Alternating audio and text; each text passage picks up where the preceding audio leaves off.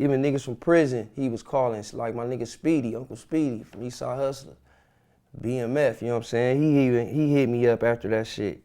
He was like, yeah, I just got talking to my nephew Buck, man, and he said, whoop, what happened, nephew? I'm like, man, whoop, nigga came, slapped me in my stomach talking about do drugs. He said, right there is where he made a mistake at, putting his hands on you. Yo. So, you know what I'm saying? And now I left that shit alone, like, it is what it is, nigga, you feel me? Now, what was Afro Man doing all this time? He was chilling, he was trying to break it up, you know what I'm saying? Cause he really didn't want that shit to go down like that, but he like, damn, why you gotta come over here and hitting niggas? Like, come and introduce yourself, brother. Cause we don't want to be around that type of environment, drunk niggas and loud talking and all that. We be chilling, man. We been on the road all day, driving for hours on the tour. We waking up in hotels, on to the next one, you know what I'm saying? We ain't on no vacation, we ain't relaxing. So of course our nerves bad, we smoking weed, we trying to, before we get on stage, you know what I'm saying? So that's just how it be, man. Now, Afro Man was quoted saying that he was intoxicated. Yes, he was. I had a video of the nigga, cause I was just like, look at this nigga, man, all on stage, pink hat on, faded, he laying all on the stage, rolling all over on the stage. So yeah, we knew he was faded, cause he had an empty bottle of him in front of him in the video. So, you know, all that shit plays a part, man. In the set, we DP niggas that's like that, come around drunk, starting problems, starting beef with hoods we get along with cause you faded and drunk. We don't deal with that shit. I don't be around them type of niggas. Well, did you read his response where he said, I don't do drugs, I wasn't drunk? Man, all right, that's all I gotta say. All right, everybody seen it. I wasn't drunk, man. Keep it real, bro.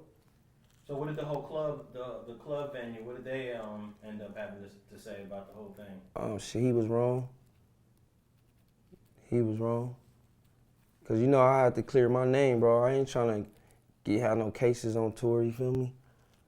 So it was like, you good. He was wrong, we seen him. All the security was back there escorting him out. He was finna leave. Till he looked our way and seen black people. Then these niggas started yelling and getting louder and they like, oh shit, he going this way. You supposed to be going the other way. You was leaving. Now this one article says that Afro Man said he didn't even know he was going to be there. No, we didn't. An intoxicated Buck was acting disrespectful in the VIP area. And then an altercation escalated into a full-blown brawl between both crews. Was there other people involved, or was it just y'all two, or other people jumped in? Mm-hmm. My little brother jumped in, our security, Baby Sodi. He was the one with the Ravens jersey on, going to work on niggas. And then our cameraman, Bees, of course, he had jumped in because a nigga bombed on me from the back of the head. That's how I know he had niggas with him. Talking about he was by himself with his girl. That big nigga that sat down on the couch, you see in the video, my little brother jumped on top of him on the couch. Baby Sodi like, nigga, what's happening? And that nigga like 7 feet tall. That nigga was like, on the video like this, you can see it. And then when Baby Sodi get off the nigga, while I'm over there still with Buck, the nigga jumped over the couch. He stepped right over the couch, big giant ass nigga. So I'm like, man, this nigga was lying. I'm like, nigga, my own niggas ain't finna hit me in the back of the head, homie. And then the homie Bees get hit with a bottle, you feel me? So, yeah, we know he had niggas with him, man. They just didn't perform how they supposed to. They didn't know how to react. We was ready to tear the whole back up. That's what we tear shit down, you feel me? That's what we was ready to do, keep going. But you know. Now, did you know that they had footage of it and there was, I guess they sold the footage? No, they said it was no cameras. And then after no cameras, no footage, no videos and all that, then come to find out, TMZ called Fro. Like, yeah, man, we got a video footage of the, he like, what? I'm like, I see what I'm saying? Now, what if somebody would have got him slapping me on my stomach and I ain't did nothing? Or I'm just standing there like, nigga, you know that niggas be trying to, little niggas, check niggas and shit sometimes. Like, I don't play that shit. Just let me be, homie. But you know how that shit would have went, bro, on camera. Everybody got a camera up. Ain't nobody trying to miss nothing. Sure ain't. So of course they hit us and asked us for the audio because they couldn't hear good on the other audio that the nigga was selling them. So, you know what I'm saying, the homie Fro, we underbidded them. So that's how they was able to get the audio and the video like that, so they can hear everything. You hear it clear, you feel me? So they got the video and the audio from the same person or two different people?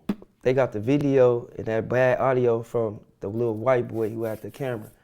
But we had the shit that Fro little manager had got the audio and all that, the real shit. So we was able to underbid their ass and give them a clear shot and all that. So the video wasn't from the club itself? It was just from somebody that... It was from a dude, because it was like he walked up the stairs and was filming down. So we thought it was the club cameras, you feel me? Yeah. So we was tripping on them, like, man, you said it wasn't gonna be no, you feel me? Or nigga, where the video at? Because we was asking for it, you know what I'm saying? So. Yeah, it does look like it's shot from a club camera because it's high up, but we can't see, if you're watching the video, you can't see that there's an upstairs. It's the stairs right on the, that's the stairs I pushed Buck into. The stairs right there. And then going towards the other way, that's where all the brawl went down there. So are there any apologies coming from his camp? Is it all settled? Did y'all squash it? Any of that happen? I mean, he said it's all good, it is what it is. And I said, it's all good, it is what it is, homie. You know what I'm saying? Like I said, bro, you trying to start something involved in the neighborhood niggas, and you trying to start something that, you gonna start a war that you ain't gonna be even part of, period. You ain't finna be in that war, nigga. You ain't finna be over there in the cars with them coming over there to the set, hopping out, putting it down. I'm Lil Sodi. That's all I'm gonna say, my nigga. We different. I'm really from LA. I'm really from that side of the tracks. I am one of the mascots. I am the mascot, not one of, I am the only mascot over there, you feel me? So it's like, nigga, I have to go participate. That's what I was born and raised to do that shit. I ain't finna go out there and just go and do no train wreck shit, you feel me?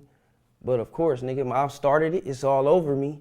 I'm not finna be sending my niggas to no war and dying over me and going to jail over me, and I'm sitting back, just looking and all that shit. Hell no. So, nigga, you gotta think about it, homie, when you get into it with niggas like that. And you can't politic with me, I'm a real politicker. I know how this shit really go. I know the laws, the books, all this shit, bro. So, hell yeah, bro. And I'm in the right, so yeah.